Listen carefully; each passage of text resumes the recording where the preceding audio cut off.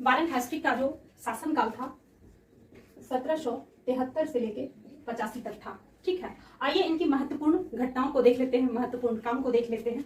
ठीक है, सबसे पहले देखेंगे 1773 का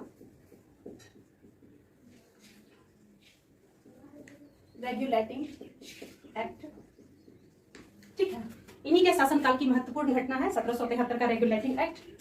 आइए दूसरा देख लेते हैं, ये लाइन थोड़ा टेढ़ा हो गया है। दूसरा देख लेते हैं 1774 का रोहिल्ला युद्ध। ठीक है, 1774 का रोहिल्ला युद्ध। और आगे देख लेते हैं 1775 से 82 का प्रथम मराठा युद्ध। ठीक है, 1775 से लेकर 82 का प्रथम मराठा युद्ध तथा सालवाई का युद्ध। ठीक है, 1775 से लेकर 82 का प्रथम मराठा युद्ध और सालवाई का युद्ध। आइए और भी देख लेते हैं 1784 का फिट्स इंडिया एक्ट। ठीक है, इन्हीं की महत्वपूर्ण घटना है। आइए और आगे देख लेते हैं 1780 से 84 का द्वितीय मैसूर युद्ध। इन्हीं के शासनकाल का महत्वपूर्ण घटना है। जिनके शासनकाल का, तो वारेन हेस्टिंग के शासनकाल का।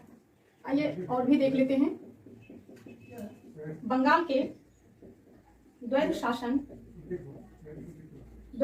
की समाप्ति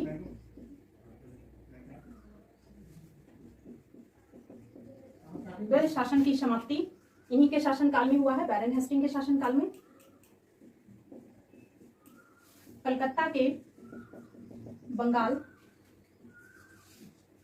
को बंगाल की राजधानी घोषित किया। और आइए देख लेते हैं 1784 में एशियाटिक सोसाइटी ऑफ बंगाल की नींव इन्हीं के शासनकाल की महत्वपूर्ण घटना है। ठीक है, और क्या है, कलकत्ता में सदर दीवानी और सदर निजाम अदालत की स्थापना।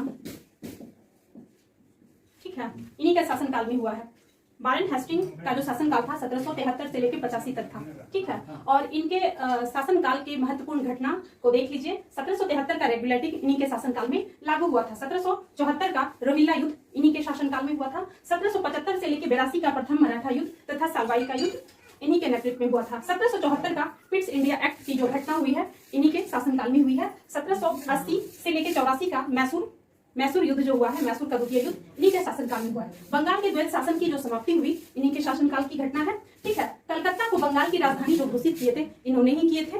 ठीक है, और 1784 में एशियाटिक सोसाइटी ऑफ बंगाल की जो नींव की घटना है ये वारेन हेस्टिंग के ही शासनकाल की घटना है। ठीक है, कलकत्ता में सदर दीवानी और सदर निजाम अदालत की जो स्थापना हुई तो इन्हीं के शासनकाल की घटना है। आइए थोड़ा सा और भी महत्वपूर्ण चीजों को देख लेते हैं। अभी आपने क्या देखा, 1781 का अधिनियम 1781 का अधिनियम।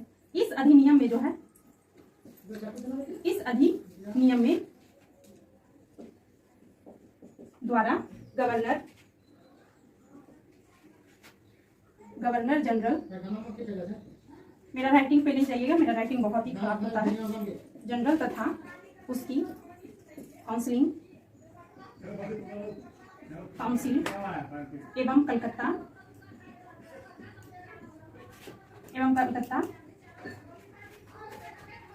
उच्च न्यायालय के मध्य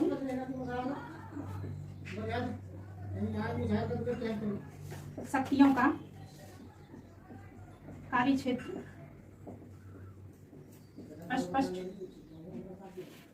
अस्पष्ट रूप में विभाजित किया गया। ठीक है, आइए चीजों को फिर से रिपीट कर देते हैं, क्योंकि आपको अच्छे से समझ में आ जाए। ठीक है, आज गर्मी बहुत है। भारत के गवर्नर जनरल तथा वायसराय के उसके शासनकाल की महत्वपूर्ण घटना को देख लेते हैं। तो सबसे पहले वारेन हेस्टिंग के बारे में देखेंगे। वारेन हेस्टिंग का जो शासनकाल था 1773 से लेकर 1785 तक था। और देखेंगे 1773 का जो रेगुलेटिंग एक्ट का जो घटना हुआ है और किनके शासनकाल में, तो वारेन हेस्टिंग के शासनकाल में हुआ है। 1774 का रोहिल्ला युद्ध जो हुआ है इन्हीं के शासनकाल की महत्वपूर्ण घटना है। 1785 लेके 1785 से 82 का प्रथम मराठा युद्ध तथा सालवाई का जो युद्ध हुआ था इन्हीं के शासनकाल की महत्वपूर्ण घटना है। 1784 का पिट्स इंडिया एक्ट जो हुई है इन्हीं के शासनकाल की महत्वपूर्ण घटना है। 1780 से लेकर 84 का द्वितीय मैसूर युद्ध इन्हीं के शासनकाल की महत्वपूर्ण घटना है। बंगाल में जो वैध शासन की समाप्ति हुई तो इन्हीं के द्वारा किया गया था। ठीक है, कलकत्ता को बंगाल की राजधानी जो घोषित किए तो वारेन हेस्टिंग ही किए हैं। और 1784 में एशियाटिक सोसाइटी ऑफ बंगाल की जो नींव रखी गई थी तो इन्हीं के शासनकाल की महत्वपूर्ण घटना है। और कलकत्ता में सदर दीवानी और सदर निजाम अदालत की जो स्थापना हुई इनके ही शासनकाल की महत्वपूर्ण घटना है। 1781 का अधिनियम, इस अधिनियम के द्वारा गवर्नर जनरल तथा उसकी काउंसिलिंग तथा कलकत्ता उच्च न्यायालय के मध्य शक्ति का कार्य क्षेत्र स्पष्ट में विभाजित कर दिया गया। किनके शासनकाल में, तो वारेन हेस्टिंग के शासनकाल में। चलिए फिर अगले वीडियो में मिलते हैं, इसी तरह इंपॉर्टेंट टॉपिक को लेके आते रहेंगे। लेकिन तब तक मेरे चैनल को सब्सक्राइब कर दीजिएगा और वीडियो को लाइक कर दीजिएगा। चलिए फिर अगले वीडियो में फिर मिलते हैं, तब तक के लिए धन्यवाद। हंसते रहिए, मुस्कुराते रहिए, अपने फैमिली के साथ खुश रहिए। Thank you.